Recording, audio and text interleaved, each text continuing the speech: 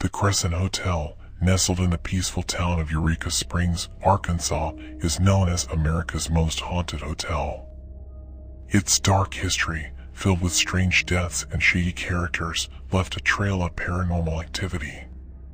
Tonight, you'll hear the story of what happened to a couple who spent the night there. Let's begin the video.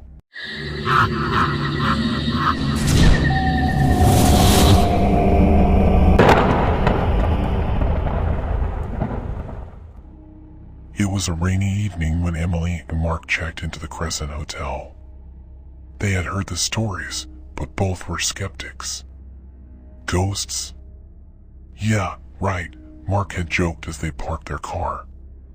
They were just here for a romantic getaway, nothing more. As they stepped into the grand lobby, they couldn't help but feel a slight chill in the air. The receptionist greeted them with a polite smile, but her eyes lingered on them a little too long. "You're staying in room 218?" she asked, as if confirming something ominous. Emily noticed her hesitation but dismissed it. They made their way to the second floor. The long, dimly lit hallway seemed to stretch forever, each creak of the floorboards beneath their feet echoing louder than it should. The heavy wooden door to room 218 groaned as they opened it, revealing a quaint, vintage-style room with an old four-poster bed. "I like it. Feels cozy," Emily said, though something about the room seemed off. The night started peacefully enough. They ordered room service and watched a movie on the small TV. But as the night went on, things began to feel unsettling. Around 2 a.m., Emily was awakened by the sound of soft whispers. She assumed it was Mark talking in his sleep, but when she turned over, he was snoring quietly beside her. The whispers grew louder. She couldn't make out the words, but they sounded urgent. She sat up in bed, her heart pounding. Mark, wake up," she whispered, shaking him awake. "What's wrong?" he asked groggily. "Do you hear that?" she said, her voice trembling. They both sat still, listening. The room was silent. No more whispers.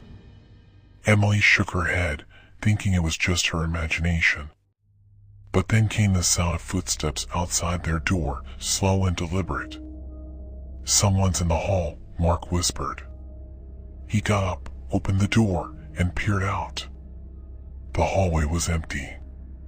But as he closed the door, the temperature in the room seemed to drop dramatically. Emily could see her breath in the cold air.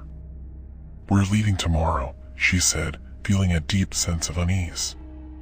The next morning, they decided to explore the hotel, hoping to shake off the eerie feeling from the night before. They took the historic tour, learning about the hotel's dark past. Once a hospital run by a fraudulent doctor who promised miraculous cures, the Crescent Hotel had been the site of countless deaths, particularly in room 218. "That's where we're staying," Emily whispered to Mark, her heart sinking. That night, the tension grew even worse. As Emily prepared for bed, she glanced at the old mirror hanging on the wall. She froze.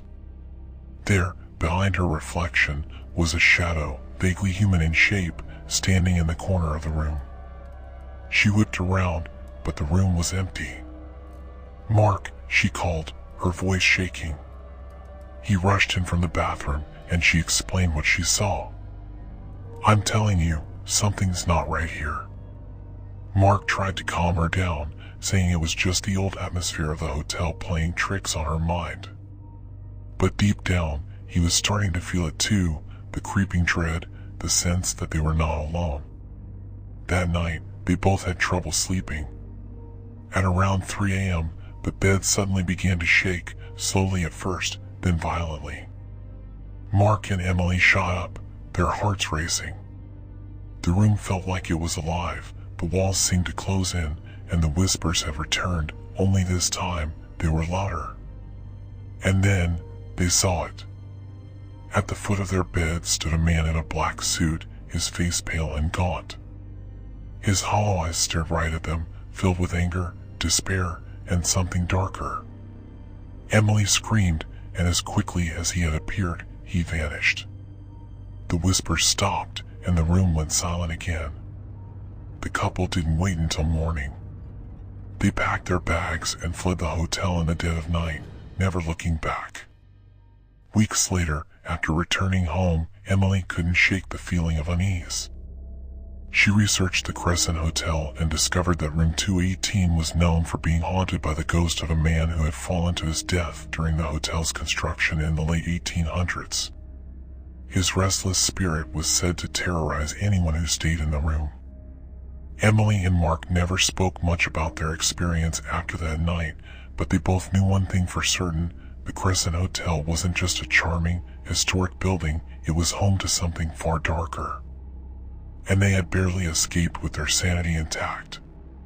The Crescent Hotel remains a popular destination for thrill seekers and ghost hunters, but be warned, those who stay in room 218 often leave with more than just memories.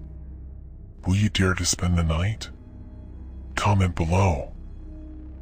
Thanks for watching the video. I hope you enjoyed this story, and don't forget to like, share, subscribe, and hit the bell icon so you never miss an update. Share your own scary encounters in the comments below. We love hearing from you. Until next time, stay scared and keep the chills coming, right here on Scary Numbness.